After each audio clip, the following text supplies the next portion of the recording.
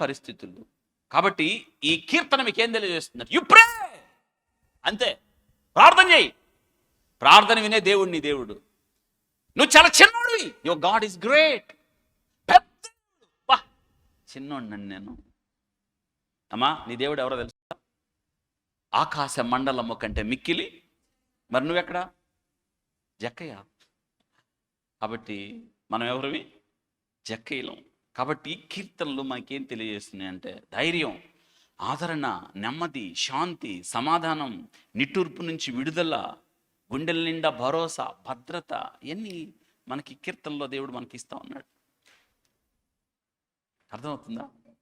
కాబట్టి ఈ కీర్తన మనకు తెలియజేస్తున్న గొప్ప విషయం ఏంటంటే దేవునితో ఎలా ప్రార్థన చేయొచ్చు సార్? Praying with arguments. ప్రభా, నువ్వు అలా చేసావు, నా జీవితంలో అలా చేసావు ప్రభా. ఈరోజు నాకు ఎదురైన పరిస్థితి, దేవుడు చేసిన కార్యాలను మీరు దేవునికే చెప్పండి.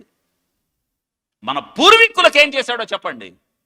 ఆయన జ్ఞాపకం చేయండి. నీ జీవితంలో ఏం చేశాడో దేవునికి చెప్పండి. ఇది మీరు గుర్తుపెట్టుకోవాల్సిన విషయం. వింటున్నారా? ఈ కీర్తనలు ఎంత గొప్ప. మనకు జీవితంలో కష్టాలు ఎదురైనప్పుడు మనం కీర్తనల వైపే కదా తిరుగుతాం. ఎక్కువ కీర్తనలు చదువుతాం మనం. యేసుక్రీస్తు ప్రభువారు కీర్తనలు చాలా ఉటంకించాడు. ఆయన కీర్తనలు పాడాడు. యేసుక్రీస్తు ప్రభువారు భూమి మీద ఆయన సేవాకాలపు పరిచర్యలో ఈ కీర్తనలు, ఆయన గెస్సమనే తోట ఆ భయానకమైన పరిస్థితి తట్టుకోవడానికి ఆయన మేడగదిలో నుండి బయటకు వచ్చిన సందర్భంలో పాట పాడి కీర్తనలు పాడాడు. బయటకు వచ్చి ఆయన పాడిన కీర్తనలు గెస్సమనే తోటలో ఆయన చెమట నేల పడుతున్న గొప్ప రక్త బిందువుల వలె ఆయన భరించడానికి కీర్తనలు కారణమయ్యాయి. సిలువకు వెళ్ళడానికి శక్తిని కీర్తనలు ఇచ్చాయి. ఇంకో గొప్ప విషయం తెలుసా?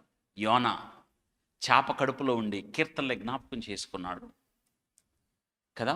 కాబట్టి మనకి కీర్తనలు ఎంత గొప్ప ఆధిక్యతనిస్తాయి అంటే ఇది మనం తెలుసుకోవాలి. నెంబర్ 1, ఈ కీర్తనలో రండి మనం నేర్చుకుందాం. మొట్టమొదటగా ఈ కీర్తనలో మనం నేర్చుకోవాల్సిన మొట్టమొదటి, call upon the lord in the times of trouble. శ్రమలలో, కష్టాలలో ప్రార్థన చేయటం మొట్టమొదటి విషయం. Call upon the lord in the times of trouble. కష్టాల్లో, బాధల్లో, శ్రమల్లో, ఇబ్బందుల్లో మీరు ఏ పరిస్థితుల్లో ఉంటే ఆ పరిస్థితులు మనం ఏం చేయాలి? మనుష్యులను నమ్ముట కంటే, తర్వాత మనుషులను ఆశ్రయించుట కంటే, రాజులను నమ్ముట కంటే, తర్వాత అంతే మీరు వెళ్ళాల్సింది. మళ్ళీ ఎవరి దగ్గరికి వెళ్ళొద్దు. మళ్ళీ చెప్తాను నేను, ఐ రిపీట్ ఇట్, మళ్ళీ ఎక్కువ. నో, నేను మనుషుల దగ్గర పోను, మనుషుల దగ్గర చేయి చాచను, మనుషుల దగ్గర తలదించను. ఎందుకంటే నీ మనిషి కూడా నీలాంటోడే, నరమాత్రుడు నాకు ఏం చేయగలడు? మానవమాత్రుడే కదా, నీలాంటోడే కదా. నీలాంటోడి దగ్గరికి వెళ్ళి నువ్వెందుకు బెగ్ అంటున్నావు? బెగ్ చేస్తున్నావు. ఇలాంటి దగ్గరికి ఎందుకు చేతులు కట్టుకున్నావు? నీలాంటి దగ్గరికి ఎందుకు తలదించుకుంటున్నావు? నువ్వు వెళ్ళాల్సింది బిగ్ గాడ్. ఈ కీర్తన అదే చెప్తుంది. బలమైన దేవుడు, ఆ దేవుడు నీ దేవుడు ఎలాంటి వాడు ఇందులో కీర్తనలో ఉంది. వింటున్నారా? కాబట్టి మళ్ళీ చెప్తున్నాను, ఏ మనుషుడు నమ్మతగిన వాడు కాదది. మీకు ఒక విషయం తెలుసా?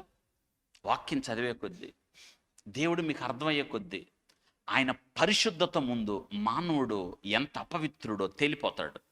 వాక్యం ఎక్కువ చదివే కొద్దీ, కీర్తనలు ఎక్కువ ధ్యానం చేసే కొద్దీ, ప్రత్యేకంగా ఈ కీర్తన మీరు చదువుతున్నప్పుడు మనం దేవుని సహాయాన్ని విడిచిపెట్టి మనుషులను ఆశ్రయించడం ద్వారా మనకు కలుగుతున్న అవమానాలు ఎలాగో మనకు తెలుస్తాయి ఇందులో. కాబట్టి ఇంత గొప్ప దేవుడు మనకుండగా మనుషుల దగ్గరికి మనం ఎందుకు వెళ్ళాలి? వింటున్నారా? అందుకే 7వ వచనంలో ఏం చెప్పాడు చూడండి. 86:7లో ఏమన్నాడు? నీవు నాకు ఉత్తరమిచ్చు వాడవు గనుక, అదనమాట. నీవు నాకు ప్రభువా నువ్వు ఉత్తరం ఇస్తావు, అంతే. ఎందుకంటే నువ్వు ప్రార్థన వింటావు, ఎందుకంటే నీ చెవులు ఉన్నాయి, ఎందుకంటే నువ్వు సజీవుడు కాబట్టి. ఇది లెక్క. ఆర్గ్యుమెంట్ అంటే ఇది. ఒక మాట, మీరు మనుషులతో ఎవరితో ఆర్గ్యూ చేయొద్దు. ఒక వ్యక్తి నిన్ను అన్నప్పుడు మీరు చేయాల్సింది ఏంటో తెలుసా? ఆర్గ్యుమెంట్కి టైం లేదు మనకి. ఎదుట వ్యక్తితో వివాదాలకు దిగడానికి మనం ఇక్కడ లేవు. No arguments. ఎవరితో ఆర్గ్యుమెంట్? ఏం చేయాలి? ఎదుట వ్యక్తి నీ మీదకి వచ్చినప్పుడు, ఎదుట వ్యక్తి నీతో వివాదానికి దిగినప్పుడు బెస్ట్ దావీదు లైఫ్ స్టైల్ ఏంటంటే, సొంతోడే అన్నల క్షేమాన్ని కనుక్కోవడానికి తండ్రి యొక్క ఉపదేశం ఆజ్ఞ చొప్పున ఎలా లోయలోకి వెళ్ళినప్పుడు వాళ్ళ అన్న నోటుకు వచ్చినట్టు మాట్లాడాడు. ఎవరిని? ఏమన్నాడు? నీ హృదయ గర్వమును, నీ హృదయపు చెడుతనమును నేను అన్నాడా లేదా? దావీదు ఏం చేశాడు? ఎవడ్రా గర్వం చూసుకుందాం అన్నాడా? మనమైతే ఆ యుద్ధం పోయి ఈ యుద్ధం అయ్యేది. దావీదు గొల్యాతుతో తలపడ్డం మానేసి ఎవరితో తడపడాల్సి వచ్చేది? చెప్పాలి, పెద్ద చెప్పండి. నాన్నతో గొడవలు ఉన్నాయా మీకు?